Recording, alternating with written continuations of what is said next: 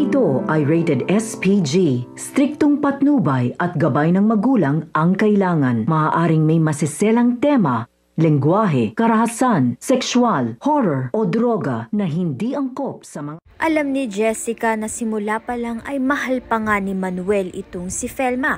Kaya naman nga't buong tapang nga ni Manuel na inamin kay Jessica na mahal niya nga itong si Felma. At narinig naman nga silang nag-uusap nito ni Felma.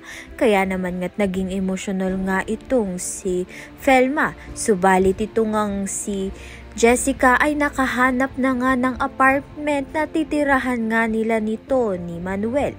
Subalit ito ngang si Manuel ay babalik nga raw dito kay Felma. Nang sa gayon nga'y makipagbalikan na nga silang dalawa.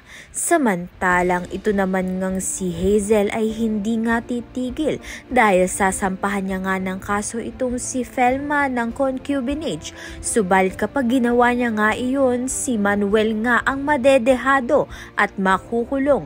Kaya naman nga't nagdadalawang isip nga itong si Hazel na sampahan nga ng kaso itong si Felma dahil wala naman nga talagang kasalanan itong si Felma dahil hindi nga siya naging kabit ni Manuel. Dahil buong puso nga ni Manuel na pinipili nga itong si Felma. Kaya naman nga't yan at iba pa ang dapat nating pakaabangan. Maraming salamat sa iyong panonood.